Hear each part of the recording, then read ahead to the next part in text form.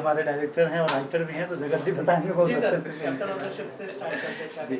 Thank you so much आप सबका, आपने समय निकाला यहाँ पे आए, बहुत बहुत आभारी हैं। एक नए फिल्म मेकर, एक नए फिल्म प्रोड्यूसर डायरेक्टर और एक नए प्रोडक्शन हाउस को आप लोगों की बहुत ज़्यादा सपोर्ट की ज़रूरत होती है। हमें मान सम्मान देने के लिए बहुत बहुत धन्यवाद हम दोनों की तरफ से। आपके प्रश्न पे आते हैं। क्रिस्पी रिश्ते, जैसा कि नाम है, रिश्ते भावनाओं की फ़िल्म है, रिश्तों की फ़िल्म है, इमोशंस की फ़िल्म है। क्रिस्पी नाम है क्योंकि यूथ से रिलेट करती है। क्रिस्पी एक ऐसा वर्ड है जिसके अंदर चटकारापन है, थोड़ा खट्टा थोड़ा मीठा, तो और दोनों एक दूसरे के पूरक हैं। रिश्तों का ताना बाना म्यूज़िक के माध्यम से पहली बार शायद किसी फिल्म में इस तरह से बुना गया, ऐसी हमने कोशिश की है। 15 गानों को लेकर के इस फिल्म को बनाया है। और आपने कहा कि हर तरह के इमोशन इसमें दिखाई दे रहे हैं, बिल्कुल सही है। जैसा कि हमारे जीवन में हर रिश्ते में हम हर तरह के इमोशंस को महसूस करते हैं, एक्सपीरियंस करते हैं, वहीं हमारी ही ज़िंदगी से उसके इर्द गिर्द से उठा के इस कहानी को बनाया है। और ये आपके सामने है क्रिस्पी रिश्ते। कहा गया कि लव स्टोरी है, लेकिन ये लव स्टोरी मैरिज के बाद की लव स्टोरी है, तो ये कॉन्सेप्ट कैसे आया? देखिए, इस फिल्म का सबसे बड़ा मैसेज ये है कि जब दो लोगों में शादी होती है तो वो दो परिवारों में शादी होती है। आज जिस तरह से डिवोर्स का कल्चर बढ़ रहा है, मैं व्यक्तिगत रूप से मानता हूँ कि ये सही नहीं है। कोई नहीं चाहता कि उसका घर टूटे, उसका घर बिखरे। कोई माँ नहीं चाहती कि उसकी बेटी की शादी हो तो वो अपने ससुराल में जाके किसी भी प्रकार की कष्ट का अनुभव करे। हर माँ ये चाहती है कि उसका ससुराल में उसका बेटी प्यार से सुखी रहे, कभी उसका घर ना टूटे। तो यही मैंने इस कहानी के अंदर दिखाया है कि परिवार की वैल्यू क्या होती है, रिश्तों की अहमियत क्या होती है, एक होके जीने की अहमियत क्या होती है। तो वो शादी के बाद ही हम जो जीवन में देखते हैं वही कहानी है। सर, एक वक्त हुआ करता था राष्ट्रीय इस तरह की फिल्मों के लिए जाना जाता था, पर आजकल चीजें बदल चुकी है कोविड के बाद से। तो आपको लगता है इस तरह की जो यंग जनरेशन है इस तरह की फिल्मों को पसंद करेंगी? क्योंकि आज की जो जनरेशन है, मुझे नहीं लगता कि लॉन्ग टर्म रिलेशन में विश्वास रखती है। तो कैसे रिलेट कर पाएगी आज की जनरेशन इस तरह की फिल्मों को? आप देखेंगे तो आजकल एनिमल जैसी फिल्में चलती है जो फुल ऑन एक्शन होती है। आपको लगता है इस तरह की ऑडियंस आज मौजूद है सिनेमा देखने के लिए? जब तक धरती पे इंसान का वजूद है, प्रेम, प्यार, प्रेम जो एक इमोशन होता है वो कभी नहीं हट सकता। और हम किसी एक पर्टिकुलर इमोशन की बात नहीं कर रहे हैं। वो प्रेम माँ और बेटी के बीच में होता है, पिता और पुत्र के बीच में होता है, भाई भाई के बीच में होता है, पति पत्नी के बीच होता है, बहन भाई के बीच में होता है। तो प्रेम का वजूद कभी ख़त्म नहीं हो सकता, उसकी अहमियत कभी ख़त्म नहीं हो सकती। इस कम से कम कॉन्सेप्ट को कभी भी कोई टक्कर नहीं दे सकता। ये हमेशा हमेशा वर्क करेगा जब तक आपकी कहानी ऑडियंस से रिलेट करने की क्षमता रखती है, उनके अंदर वो जज्बात जगाने की क्षमता रखती है, उस कहानी को वो अपनी ज़िंदगी में कहीं ना कहीं देखने की वो रखते हैं, वो वर्क करेगा। प्रोड्यूसर से पूछना चाहूँगा कि ये क्या देख के आपने फिल्म को बैक किया, मतलब आपको क्या उसमें प्लस पॉइंट दिखे? देखो, फिल्म मेकिंग क्या होता था ये मुझे नहीं मालूम था जब हम मुंबई आए थे। 2018 में मुंबई आए और उससे पहले मुंबई आया भी नहीं था। तो अगर ये पूछो कि इस कहानी में आपने क्या देखा, तो कहानी तो हम बहुत बाद में देख पाए थे, कहानी पढ़े भी नहीं थे। जब जगत जी ने मुझे कॉल किया था तो मैं अपने होम टाउन मुजफ्फरपुर, बिहार का एक छोटा सा शहर है मुजफ्फरपुर, वहाँ था। मेरे एक दोस्त हैं जो मुझे मुंबई फिल्म इंडस्ट्री में लेके आए, आशीष नाम है उनका, अब वो भी हमारे साथ यहाँ अवेलेबल हैं। तो हम दोनों, इन्होंने जब कॉल किया था तो उस समय सिर्फ इनकी बातों में जो कॉन्फिडेंस दिखा था, और मुझे मेरा बचपन का सपना था कि मुझे जाना है मुंबई, फिल्म इंडस्ट्री में जाना है।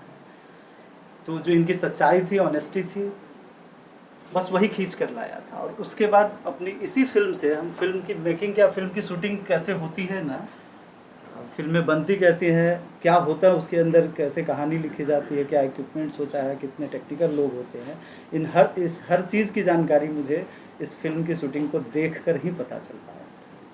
और सर, किसका आइडिया था कि जगत जी ही ये किरदार प्ले करेंगे? क्योंकि राइटर डायरेक्टर तो है ही, हाँ, लेकिन साथ में एक और जिम्मेदारी, लंबी जर्नी थी इनकी। प्रकाश झा जी के साथ भी रहे और भी लोगों के साथ इन्होंने काफ़ी दिनों से इंडस्ट्री में काम कर रहे थे। तो आप लोग तो शायद बेहतर समझ सकते हैं कि अगर कोई एक्टर बनने आया हुआ है किसी छोटे शहर से और उसका कोई फिल्मी बैकग्राउंड नहीं है, तो उसकी चाहत होती है कि हम एज एन लीड एक्टर अच्छी फिल्म करें। और यहाँ जो स्ट्रगल है एक नन फिल्मी आदमी के लिए वो ये फेस कर ही रहे थे। तो इन्होंने अपनी एक कहानी अपनी ज़िंदगी को देखते हुए, अपने स्ट्रगल को देखते हुए लिखा, और इनका खुद का भी चॉइस था और मुझे भी, क्योंकि मुझे तो एक तो नॉलेज भी नहीं था, दूसरा इनका जो कॉन्फिडेंस था। तो मुझे ऐसा लगा कि देखो हम भी नए हैं, तो अगर हम इनको कहें कि हम आपको लॉन्च कर रहे हैं, तो ये भी कह सकते थे कि प्रोड्यूसर को तो मैं ही लॉन्च कर रहा हूँ। तो हमारा बस इनके ऊपर जो भरोसा था ना, और हम नए तो नए के साथ ही चलना मुझे अच्छा लगा। और दूसरी बात, मैं एज एन एक्टर काफ़ी सालों से काम कर रहा था, और मेरा मानना ये है कि ये क्रिएटिव पर्सन के ऊपर जो अपन टैग लगा देते हैं कि नहीं ये राइटर है, ये डायरेक्टर है, ये एक्टर है, मुझे लगता है कि ये सब एक दूसरे के रूपक हैं, एक दूसरे के साथ हैंड इन ग्लव से लोग काम करते हैं। और मेरे लिए बहुत लंबे समय से एज एन एक्टर के साथ साथ में मैं जो फिल्में मैंने की है उसमें मैं हमेशा एक रुचि रखता था कि मेरे शॉट्स के बाद में हमेशा डायरेक्शन डिपार्टमेंट के इर्द गिर्द में रहता था, कैमरा डिपार्टमेंट के इर्द गिर्द रहता था। तो वो जो टेक्निकलिटीज़ है वो मैं लगातार सीखता चला जा रहा था। पर जैसा कि इन्होंने कहा कि मेरा जो सपना था वो मुझे पूरा होता नहीं दिखाई दे रहा था, तो मैंने अपनी खुद की कहानी लिखी। एक शॉर्ट फिल्म बनाने का पहले सोचा, उसमें एक गाना ऐड किया तो वो थोड़ी और बढ़ गई, 2 गाने आए तो और बढ़ गई। सागर जी मिल गए, सागर जी मेरे साथ थे, इनका पूरा कॉन्फिडेंस, इनका भरोसा इस प्रोजेक्ट में था, मुझ में था, और हम दोनों ने इसको एक्चुअल में प्रॉपर एक फीचर फिल्म के रूप में इसको डेवलप किया। क्योंकि कहानी मेरी लिखी हुई थी तो मेरे लिए उसको समझना, उसको डायरेक्ट करना आसान था। मुश्किल काम है, लेकिन अच्छी टीम हो, अच्छा इंफ्रास्ट्रक्चर हो और अच्छा प्रोड्यूसर आपके साथ में जो आप पे भरोसा करता हो, तो मुझे लगता है कि ये संभव है। पहले भी बहुत लोगों ने किया है, गुरुदत्त साहब ने किया है, राज कपूर साहब ने किया है, तो आपने अपने इनके जावेद साहब के बेटे जो फरहान साहब करते हैं, बहुत अच्छे से करते हैं, तो क्यों नहीं कर सकते। आपको एक अच्छी टीम अगर मिले तो आप कर सकते हैं। मैं आगे भी करना चाहूँगा। इसका जवाब मैं देना चाहूँगा। बस शुरू में ही मैंने बोला ना कि एक नया फिल्म प्रोड्यूसर था जो मुंबई आया ही नहीं था। फिल्म बनाना तो बहुत दूर की बात थी, सपना ही था हमारे लिए, और ये तो थे ही यहाँ स्ट्रगल कर रहे थे। तो जब कोई 2 नए लोग आते हैं ना, तो आपको लगता है कि इस इंडस्ट्री में कोई उसका हाथ पकड़ लेता होगा बड़ा आसानी से? नहीं पकड़ता होगा ना। तो बस वो इसलिए लंबा समय लगा कि हम अपने आप को उस लेवल पे ला रहे, तो उस तरीके से हम अपने कंटेंट के ऊपर काम करते। क्योंकि जब हम लोग फिल्म बनाने का, जब हम आए थे मुंबई, गाना हमारा बन रहा था, सिंगर हमारी 15 गाने हैं, और सारे बॉलीवुड के बहुत ही अच्छे सिंगर ने आवाज़ दिया है हमारी फिल्म के अंदर। श्रेया घोषाल जी, जुबिन नौटियाल, मोहित चौहान, पवन के हमको तो याद आ गया, इतनी बार बोल चुका हूँ मैं। ठीक है, तो एक्टर के लिए भी हम लोग स्ट्रगल कर रहे थे। आपको नहीं लगता सर 15 गाने बहुत ज़्यादा नहीं? आप कल आजकल की जो फिल्में हैं उसमें बहुत कम गाने होते हैं, पर आजकल की फिल्मों में ज़्यादा गाने हुआ करते थे, जैसे हम आपके हैं कौन वगैरह में 8-9 गाने भी सब बहुत लगा। देखिए, ये एक इमोशन प्रधान फिल्म है, भावना प्रधान फिल्म है, और इमोशन को स्क्रीन पे जब हम प्रोजेक्ट करते हैं तो या तो आपके पास में फेसेस हों, शाहरुख खान साहब का फेस हो, माधुरी जी का फेस हो, जो आपके स्क्रीन से ऑडियंस के साथ में वो बाइंड कर सके, वो ग्रेविटी क्रिएट कर सके। अगर वो नहीं हो, जैसे कि नए प्रोड्यूसर डायरेक्टर को वो नहीं मिल सकता है, तो एक और चीज़ है, वो है म्यूज़िक। आप रेडियो पे गाना सुन करके भी उससे कनेक्ट हो जाते हैं, अपनी ज़िंदगी की अपनी यादों से उससे रिलेट करने लगते हैं। मैंने म्यूज़िक को वो माध्यम बनाया जिससे मैं अपनी कहानी की जो भावनाएं हैं, जो इमोशन है, वो लोगों तक पहुंचा सकूं, उनके साथ वो बाइंड कर सकूं, वो ग्रेविटी क्रिएट कर सकूं। ये जो गाने हैं इस कहानी के अंदर इस तरह से फिट किए गए हैं कि ये अपने आप में गाने नहीं, ये डायलॉग्स हैं। ये डायलॉग्स हैं जिसके अंदर देश के, जैसा कि इन्होंने भी बताया, बड़े बड़े सिंगर्स ने अपनी आवाज़ दी है। आपको ऐसा महसूस नहीं होगा, ये मैं दावे के साथ कह सकता हूँ, इस पर मेरा पूरा भरोसा है कि आपको ऐसा महसूस नहीं होगा कि आपने 15 गानों की फिल्म देखी है। किसी भी गाने में कोई लिपसिंक नहीं है, ये पहली बार ऐसा हुआ है। 15 गाने हैं और एक भी गाने में लिपसिंक नहीं है। हैंड इन ग्लोव्स, वो इतने जेल किए गए हैं गाने उस फिल्म के अंदर कि आप जो ये प्रश्न पूछ रहे हैं शायद उसके बाद में आपको लगेगा कि नहीं, ये तो ठीक ही लग रहा था। एवरेज अगर 4 मिनट भी पकड़ते हैं तो 15 गाने का मतलब 1 घंटे तो आपने सिर्फ गाने में निकाल दिए। 1 घंटा 5 मिनट, 1 घंटे 5 मिनट बचा कितना? 1 घंटे। मैंने कहा नहीं, ये गाने नहीं, ये डायलॉग्स हैं। ये कहानी को आगे लेके जाते हैं, हर गाना कहानी को आगे लेके जाता है। आज रात 12 बजे जियो सिनेमा पे आ जाएगा। आप लोगों से बस यही रिक्वेस्ट है कि आप बड़े एक्टर की फिल्म तो बहुत आसानी से देखते हैं, पुराने प्रोडक्शन हाउस की फिल्म को भी बहुत चाव से देखते हैं। एक बार इस फिल्म को जरूर ईमानदारी से देखिएगा, इसलिए नहीं कि आप लोग प्रेस वाले हैं, मेरा पर्सनल रिक्वेस्ट इसलिए कि हमारी तरह आप भी हैं। और एक्चुअल मकसद क्या है, क्योंकि राष्ट्रीय प्रोडक्शन इसके लिए जाना जाता है, 7 गाने 8 गाने 10 गाने तक भी पहुँचते हैं लोग, बट 15 इज एक्सट्रीम। तो ये कोई रिकॉर्ड ब्रेक करना एक मकसद था या सच में स्टोरी की डिमांड? कुछ तो नया करना था, कुछ तो नहीं, हम उस भीड़ के हिस्से ही बन के रह जाते तो फिर क्या फर्क पड़ता है हमें और लोगों को। चलिए अभी तो रिलीज होने को है तो देखेंगे तो बस देखिए। एक यूनिक एक्सपीरियंस होगा। जरूर, Please, और please. शेयर भी करिएगा, प्लीज बहुत ज़रूरी है हम लोगों के लिए आपका साथ सपोर्ट। नहीं, हमारे पास 6 म्यूजिक डायरेक्टर्स थे, अलग अलग लोगों का चुनाव किया गया, धुनों को ढूंढा गया, गली मोहल्ले में जाके जगह जगह जाके डोर टू डोर जिसको कहते हैं कि हमने सर्च किया कि हमको कैसा म्यूज़िक चाहिए, किस तरह के गाने चाहिए। और लिरिसिस्ट भी इसमें 4-5 लिरिसिस्ट हैं इसमें, एक आध गाने मैंने भी लिखे हैं, बाकी अजय गर्ग हैं, राजेश मंथन है, अमिताभ रंजन है और भी लोग हैं। जगत जी, सागर जी, आप लोगों से सवाल ये है कि आपने गुरुदत्त साहब का नाम लिया, उनकी फिल्में भी प्यासा, साहिब विवेक, वो भी कुछ इसी तरह की कुछ कहानियों, जैसे आपकी कहानियाँ पेश कर तो ऐसी की कुछ स्टोरी के साथ जुड़ी हुई रही, तो क्या आपकी भी कहानी उससे इंस्पायर्ड है, उस तरह की थोड़ा बहुत एलिमेंट है इसमें? अगर मैं कुछ कहना चाहूँ, देखिए, मैं हमेशा से यश चोपड़ा जी, गुरुदत्त साहब, चेतन आनंद और राज कपूर, इनको बहुत ज़्यादा मैंने फॉलो किया, उनको बहुत ज़्यादा मैंने हॉलीवुड उतना नहीं देखा जितना मैंने अपने हिंदी फिल्म मेकर्स को देखा है। और ये मैं बिल्कुल कहता हूँ कि मेरी इंस्पिरेशन जो है वो इन्हीं से आई है, यश जी से स्पेशली आई है। तो रिलेशनशिप्स जो है, मैंने ऐसा कुछ सोचा नहीं था कि मैं रिलेशनशिप्स के ऊपर कहानी बनाऊंगा, वो स्वतः मेरे जहन से ईमानदारी से निकली हुई वो कहानी है। और अब ऐसा लग रहा है क्योंकि मैं इतने वर्षों से ये सब ऑब्जर्व करता आया हूँ, तो मेरी फिल्म में जो आप कह रहे हैं कि ये इमोशंस, ये गाने, ये रोमांस आपको लग रहा है, तो इसमें कोई गलत बात नहीं है कहीं। सेकेंड हाफ जो है आपके ट्रेलर का, स्पेशली का लास्ट एंडिंग काफ़ी अच्छे से मोनेटाइज काफ़ी बढ़िया है, और बहुत ही कम देखने को मिलता है कि हीरोइन हीरो को थप्पड़ मारते हुए ऐसा कुछ है, पति उत्पीड़न है, ऐसा कुछ नहीं, रियलिस्टिक चीज़ है। देखिए, रियलिस्टिक चीज़ है, वो पत्नी है कि वो गर्लफ्रेंड नहीं, वो तो आप फिल्म देखने के बाद पता कीजिए, पता लग जाएगा आपको। लेकिन रियलिस्टिक है, जहाँ बहुत प्यार होता है वहाँ पे तकलीफ भी होती है जब दिल टूटता है, तो वो उत्पीड़न नहीं है, वो शायद अपने दर्द का बयान किया जा रहा है। तो बहुत प्यार होता है तो बहुत गुस्सा भी आता है, और अगर आप प्यार झेल सकते हैं तो आपको गुस्सा भी झेलना पड़ता है। स्टोरी रियल लाइफ पे बेस्ड है या कहीं से इंस्पायर्ड? ये मैं कहूँगा कि नहीं है तो ये झूठ होगा, क्योंकि कोई भी फिल्म मेकर, राइटर, पहली जो फिल्म उसकी कम से कम होती है वो उसकी ज़िंदगी के अनुभवों से निकली हुई होती है। मतलब कहीं ना कहीं आप अपने अनुभवों को शेयर करना चाह रहे हैं? नहीं, मैं चाह नहीं रहा हूँ, ऐसा हो जाता है। ईमानदारी से अगर किया गया काम है तो वो अपने आप निकलता ही निकलता है, मैं इसको डिनाई नहीं कर सकता। ओटीटी पर रिलीज होने के लिए मतलब क्या खास बात है?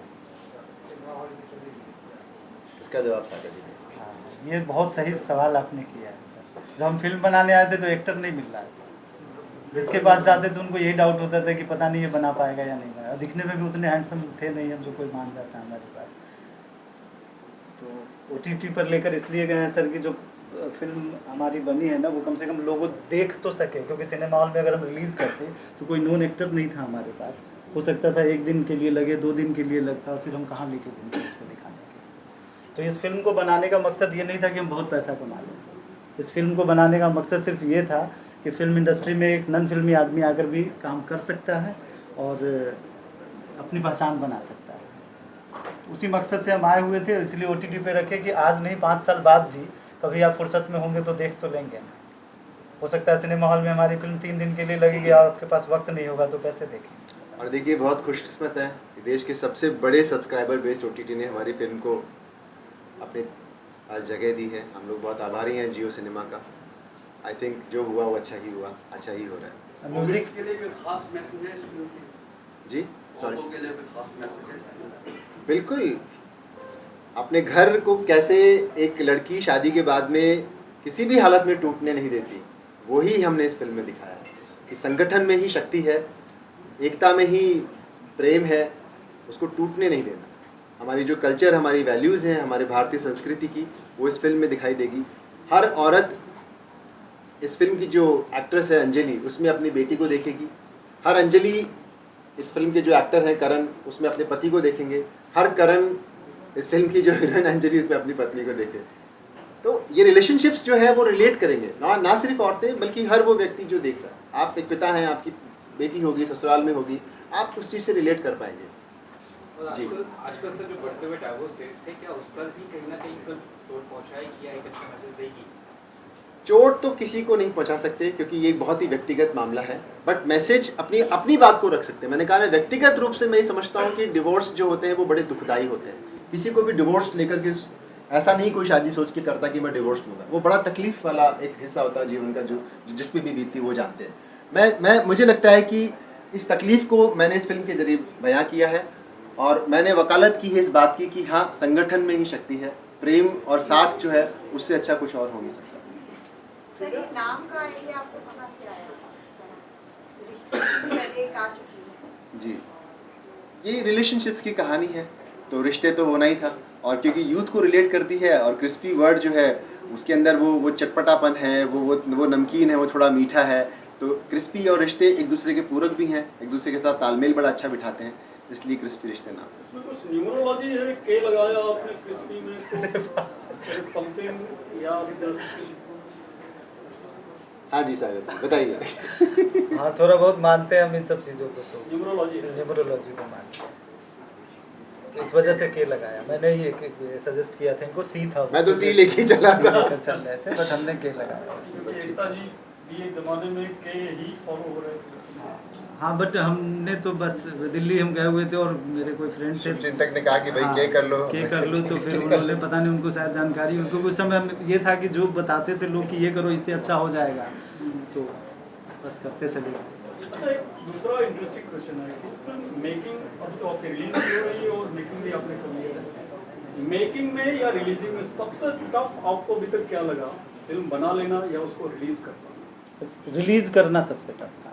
देखिए, ये सवाल किससे किया जा रहा है डिपेंड करता है। अगर आप प्रोड्यूसर से करेंगे मैं तो वो कहेंगे कि रिलीज करना है, लेकिन आप डायरेक्टर को कहेंगे तो वो कहेगा नहीं भाई, मेकिंग अच्छी होनी चाहिए, मेकिंग बड़ी मुश्किल होती है, मेकिंग बहुत सावधानी से करनी पड़ती है। मुश्किल है, लेकिन वो मुश्किल को पार किया जा सकता है। रिलीज एक ऐसा सब्जेक्ट है ना जो अपने आप में अजीब सा उलझन है वहाँ पर, क्योंकि मेकिंग में आप पूरा पैसा लगाते हैं, और उस पैसे का रिकवरी होना बहुत ज़रूरी है। अगर ये ओटीटी का ऑप्शन नहीं आया होता जी, तो आप रिलीजिंग या इंडियन सिनेमा को कहाँ देखते हैं फिर छोटे प्रोड्यूसर के लिए? हाँ, तो फिर छोटा प्रोड्यूसर मुंबई आता ही नहीं, फिर हम मुजफ्फरपुर में ही होते हैं। मुश्किल तो होता ही है, मुश्किल तो होता ही है। ऐसा नहीं है कि छोटी फिल्में नहीं लगती है, नहीं चलती है, लेकिन उसको वहाँ तक पहुँचाना मुश्किल होता है, बहुत मुश्किल होता है।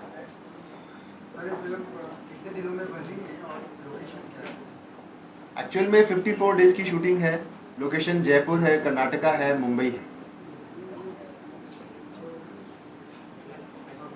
Thank you, all the best.